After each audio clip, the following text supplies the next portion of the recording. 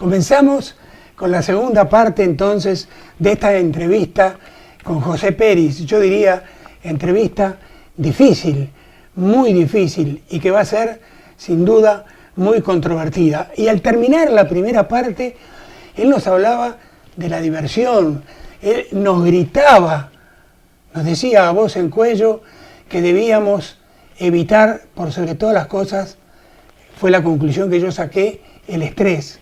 Por eso le quiero preguntar, al comenzar esta segunda parte, si el estrés puede ser causa de cáncer. El estrés puede ser causa de cáncer si se malentiende, si se lleva mal y si se convierte en distrés. El distrés, puede ser motivo de agotamiento visceral, mental y energético. Si esto ocurre, estamos agotando las defensas. Por lo tanto, a la larga, sí, pero el estrés bien llevado no tiene por qué convertirse en distrés ni una cosa maligna.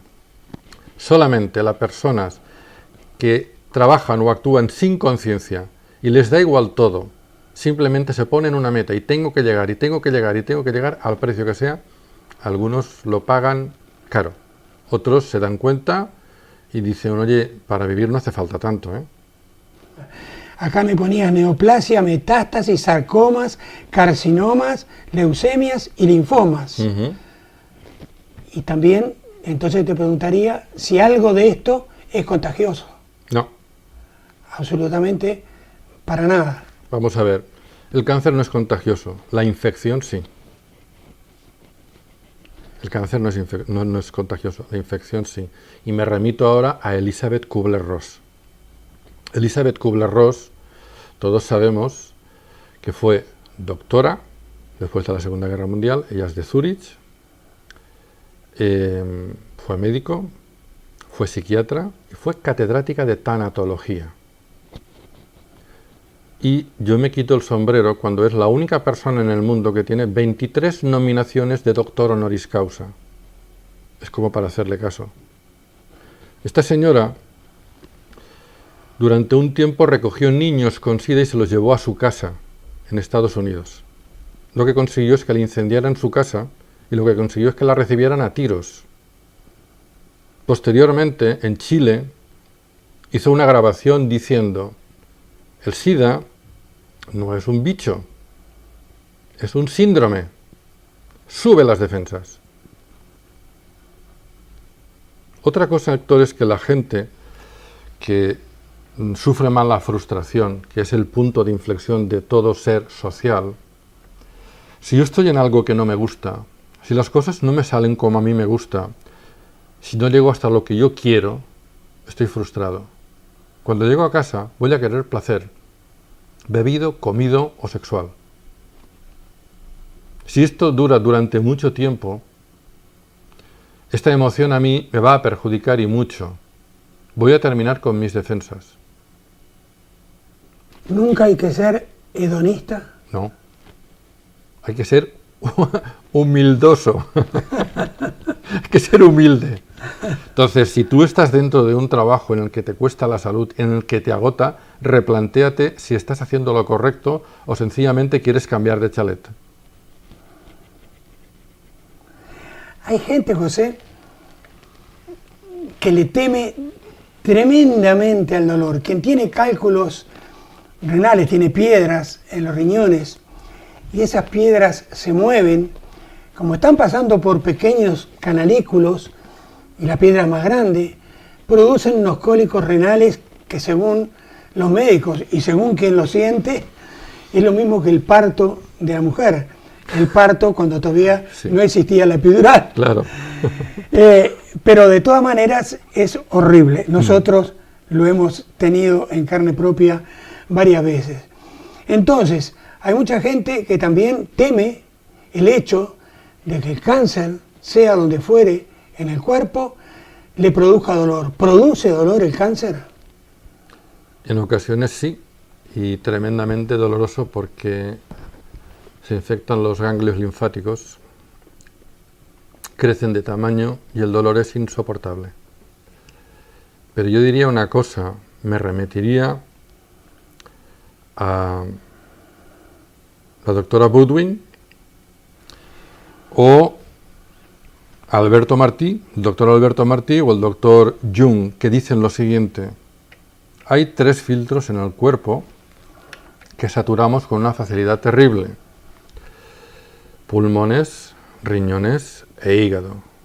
Todo lo que tú comes y bebes tiene que ser elaborado por estos 3 órganos. Si tú infartas continuamente o sencillamente no practicas deporte, no te ventilas y eres una persona triste, según la medicina tradicional china, vas a estar dificultando la capacidad pulmonar y la del intestino grueso, los dos. Entonces, aquí voy a poner algo de relieve que digo, es antiquísimo, y es: el ser humano está formado por unos 12 billones de células. Cada célula, diariamente, cada segundo, tiene que nutrirse, respirar y excretar. Bien, está sabido que esa excreción, el ser humano es incapaz de eliminarla, por eso envejecemos. A partir de ahí, si todos pensamos que la civilización en la que vivimos lo autoriza casi todo para comer y para beber, tendremos que ver que hay un riñón que soporta el filtraje, un hígado como gran laboratorio que resume pues más de 500 funciones dificultado, y el pulmón, por la vida sedentaria, puede estar pues mermado u obstruido o disminuido de vitalidad. ¿Qué ocurre con todo esto? Las personas no lo saben. Hoy doy yo la cara aquí y hay muchos en España que están dando la cara porque creemos que al cáncer se le tiene que quitar poder, hierro, dureza. Y para que, si hay alguna persona que tenga cáncer y no es maligno, que se replantee qué está haciendo con su vida, qué está comiendo y demás. Y voy a hacer una referencia al gran maestro de los maestros, llamado Otto Hering Warburg. Este señor, doctor, Premio Nobel de Medicina 1931, por su tesis Cómo se crea un cáncer y cómo se cura. Y puso de relieve 2 cosas. El cáncer, señores, se alimenta de glucosa. Y si hay oxígeno, muere, desaparece. Esto a mí me hace pensar, me hizo pensar en su momento. Por cierto, tengo que agradecer a mi gran amigo, no voy a decir su nombre, el que en su día me mandara por mail esta dirección y este señor. Me encantó leer su biografía. ¿Por qué? Era un señor muy sencillo y descubrió que el pH, si es muy alcalino mata y si es muy ácido también. Pero sobre todo, el cuerpo es perfecto. ¿Por qué? Porque te va a regular hagas lo que hagas, o por lo menos lo va a intentar. ¿Qué ocurre con todo esto? Pues que te preguntas, ¿qué alcaliniza? Porque claro, yo estoy cansado, o no duermo bien, o tengo esto o aquel dolor. Vamos a ver una cosa. Si estamos hablando de que todo lo celebramos de la misma manera, comido y bebido, deberemos entender que la acumulación de residuos en el cuerpo se puede convertir en piedras de colesterol, en ácido úrico, en triglicéridos, en infinidad de cosas. Hipertensión, diabetes, lo que tú quieras. Lo primero que habría que hacer, según pues otra doctora, es limpiar. Tú no limpias tu casa para cuando tienes que recibir una visita y te encanta que la gente cuando entre huela bien tu casa y esté limpia. ¿Y por qué no tratas tu cuerpo igual? Desintoxícate. Y aquí voy a lanzar algo muy sencillito para la gente que nos está oyendo. Hay 5 etapas en el año. El veratoño primavierno le falta la etapa que va del 15 de agosto al 15 de septiembre, que la medicina tradicional china sí lo contempla. Del 15 de agosto al 15 de septiembre es la etapa más calurosa y más húmeda del año. Es el tiempo en que vas a incubar los bichitos que crecen con calor-humedad para después estar resfriado o con gripe. que también hablaremos de esto en su momento, para quitarle hierro. La historia está en que tu cuerpo, sin pedirte permiso, 5 veces al año te va a depurar, quieras o no quieras. Tú lo que entiendes es que ayer cené esto y hoy voy de diarrea. ¿Cómo puede ser esto? No lo sé. Incluso te tomas algo para dejar de ir de diarrea. Estás cortando el proceso. Deja que el cuerpo haga. Ayer me acosté bien y me levanté con fiebre. Ah, muy bien. ¿Y? Tu cuerpo necesita limpiarte de parásitos, fagocitar células y ha montado esa historia. Una fiebre. Esto yo creo que el telespectador lo entiende muy bien. Y posteriormente, si tú directamente te asustas, estás perdiendo el tiempo. Yo hice un taller el sábado pasado de naturopatía y enseñé a la gente cómo manejarse con una fiebre sin tomar medicamentos. Y es absolutamente sencillo. Entonces, ¿qué ocurre cuando empezamos a depurar? Que nos asustamos. No tenemos cultura de esto. No tenemos cultura de naturopatía. Tenemos cultura de penicilina, de supositorios, de inyecciones, de placas, de TACs, de resonancias magnéticas, pero no tenemos cultura de naturopatía. Y tampoco está regulada en España, no quieren. ¿Por qué? Pues porque yo podía darte una receta en este momento para que toda la gente que tenga fiebre o que tenga tal, pues lo pudiera hacer. Y es muy fácil. Formulación para un resfriado común. Resfriado común, no gripe. El resfriado común es de frío, la gripe es con infección. Hay que distinguir, ¿eh? No hay por qué meterse lo que se mete la gente. Pero yo lo respeto mucho. Si estamos acostumbrados a estos, ya preguntarán, ya dirán, y si no es yo en mi vida, y cada uno en la suya. Pero el cuerpo depura 5 veces al año. Puede ser con diarrea, con dolor de cabeza, con cansancio, con tal. Si vas tomándote cosas para cortar el proceso se alarga. Por ejemplo, si yo me levanto un día y voy largo al váter y me tomo algo para no ir, al día siguiente voy a volver a ir. Y al otro voy a volver a ir porque estoy cortando el proceso y el cuerpo intentando seguir su proceso. Yo me acuerdo de que mi madre de pequeñito, como cuando yo tenía un resfriado y tenía fiebre, me daba por no comer, mi madre me daba un vaso de leche por las noches. Mis resfriados se iban a 30 días. ¿Por qué? Porque se asustaban de la fiebre. Señores, no se asusten de la fiebre, es un proceso particular. La fiebre puede llegar a 42 grados con la lisis. Antes nada, sencillamente una persona puede incluso alucinar o tener visiones con esa fiebre. Que no te asustes. Y esta es la cultura que yo creo que hoy en día, con la represión que hay en España, deberíamos de tener para entender más que nada que no estamos respetando el cuerpo, pero que a los que les interese respetar el cuerpo, que sepan que 5 veces al año deberíamos de hacer una depuración, deberíamos de hacer una limpieza, deberíamos de permitir que las 3 hojas embriológicas, el endodermo, el ectodermo y el mesodermo, se limpiaran de toxinas. Y hay una dificultad, Héctor, y es que existen los metales pesados. ¿Cómo eliminamos los metales pesados? Bueno, pues existen algas, por ejemplo la clorela, que te va a dejar eliminar parte de esos. Pero sobre todo eres tú quien tiene que elegir lo que come y ver etiquetas y tratar de meterte en el cuerpo lo que te beneficie, no lo que te perjudique. Claro, la respuesta derrotista es, entonces no comeríamos de nada. Sí se puede comer. Y aquí yo hago alusión también a la gente en general que tiene debajo de su casa su tienda con verduras. Compren ahí las verduras. Volvamos a los mercados. Dejemos las grandes superficies, porque están creando hambre. Algo que me interesa y mucho. Alguna vez dije que para envejecer hay que vivir mucho. Sí. Pero realmente, ¿por qué entonces enfermamos o envejecemos?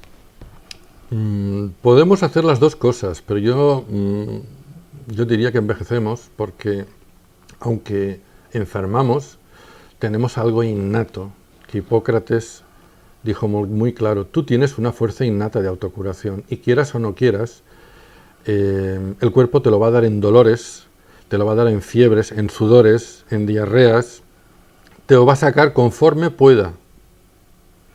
Entonces, la enfermedad es un camino. La enfermedad es para hacer reflexión de por qué enfermo, para adquirir conciencia. Si no adquieres conciencia, siempre estarás diciendo: ¿por qué a mí? Yo no me merezco esto, siempre me da de la misma manera. Mira a ver el por qué. Si no miras el por qué, o no te ayudas, o no preguntas, o no pides ayuda, repetirás lo mismo hasta que te mueras. Y hombre, yo he conocido gente muy joven, estamos hablando de 12, 13 años, con una conciencia, Héctor, que me caía la baba. Y con gente con 95 años que todavía cree que el gobierno le va a dar trabajo y que va a llover el maná. Es decir, señores, no les va a solucionar la vida a nadie. Pónganse las pilas. Tienen que ser ustedes, cada uno de nosotros debe hacerse cargo de su salud y pedir ayuda. Ahora, José, ya sería de perogrullo preguntarte, por lo que yo he comentado antes, si en todos los casos de cáncer es sentencia de muerte. Y además, preguntarte, porque mucha gente dice: mi padre o mi madre, mi abuelo o mi abuela murieron de cáncer, o de pulmón, o de lo que fuera, entonces yo lo he heredado. Entonces son dos preguntas en una: si es hereditario y si es, no sé, en el 80, si hay un tanto por ciento de sentencia de muerte. El cáncer no es ninguna sentencia de muerte, es un examen. Las personas que nacen en una familia copian los patrones de la familia, siguen los patrones de la familia, no cambian, y lo mío es lo mejor, tienen muchas papeletas de repetir el esquema, porque no cambian. Las personas que nacen en una familia observan los patrones de conducta, gastronómicos, emocionales, y los van cambiando poco a poco, esa gente sale. Cuando se dice que un cáncer es hereditario es porque la persona que lo sufre no ha sido capaz de cambiar los patrones que ha heredado de papi y de mami.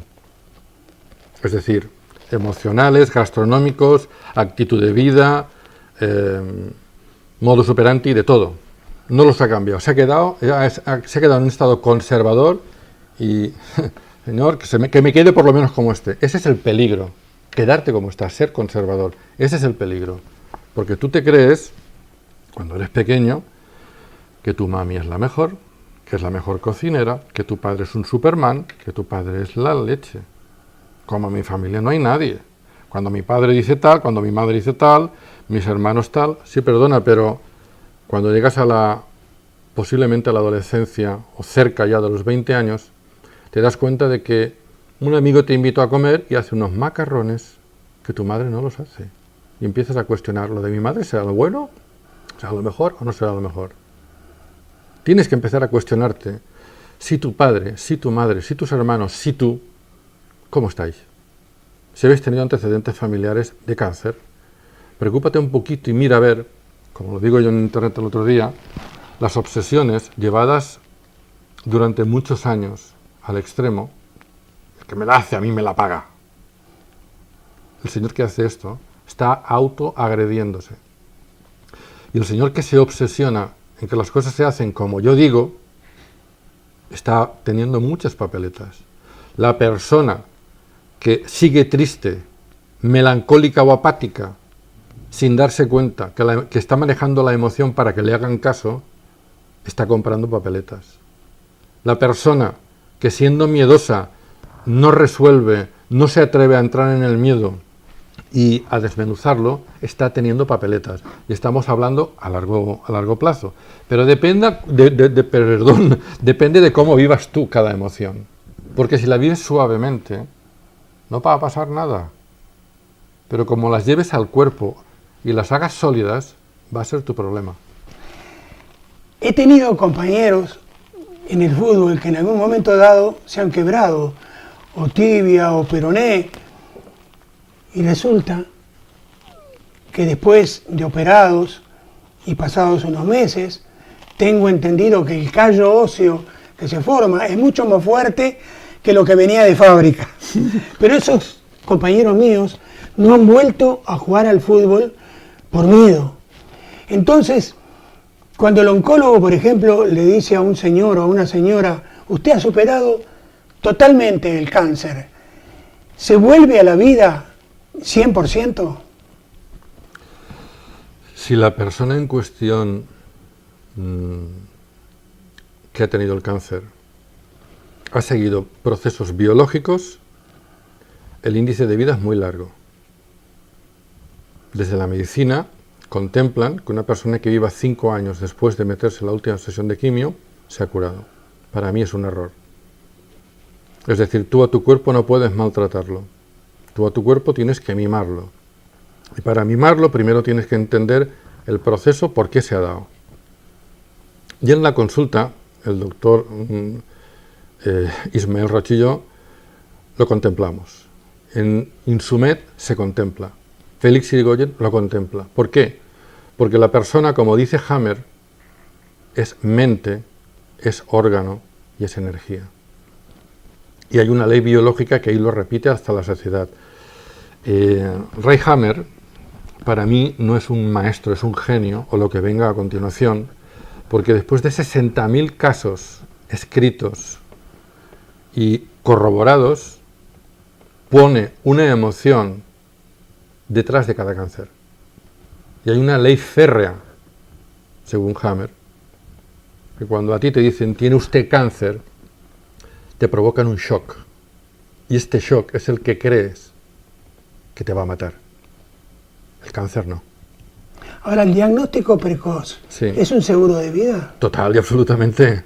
Es decir, el diagnóstico precoz, desde el diagnóstico por el pulso, la lengua y los ojos, con iridología, no solamente puede evitar que entres en el proceso, sino que te va a permitir, si cuando te lo dicen haces caso, rectificar tu vida y, sobre todo, bajar la ingesta de carne y de grasas saturadas. Y empezar a pensar que si, conforme decía Otto Ering Warburg, alcaliniza tu vida, y todos los doctores uno por uno están diciendo lo mismo, algo de razón tendrán. Para alcalinizar hay que comer clorofila, hoja verde, verduras verdes. Eso alcaliniza. Crema Budwin, doctora Kuzmin, la dieta. ¿Todo por qué? Pues porque hay que cambiar el pH, porque la persona se muere con tanta acidez. Y con tanta acidez lo único que se consigue es que en el tejido intersticial se acumulen muchos detritos. Estos detritos, a la larga, pueden formar un tumor llamado neoplasia. ¿De acuerdo?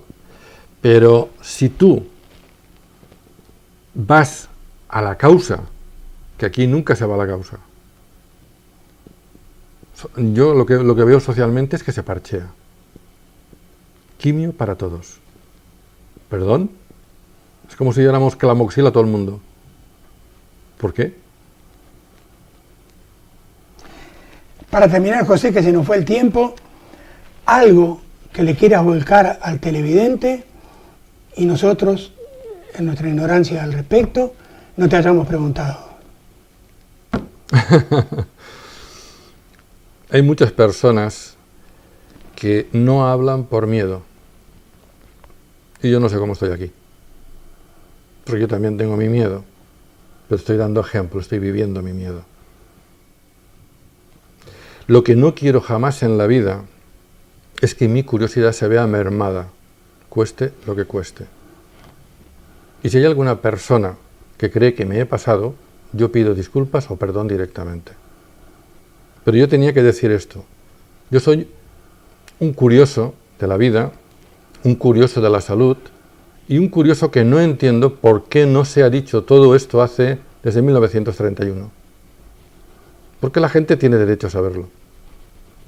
Muy bien, muchísimas gracias. A vosotros. Dentro de poco tiempo te traeremos para que nos sigas enseñando cosas tan bonitas como las que dijiste hoy. Y a ustedes decirles que entonces erradiquen el miedo por sobre todas las cosas, porque el miedo nos paraliza y no nos deja vivir. Hasta la semana que viene.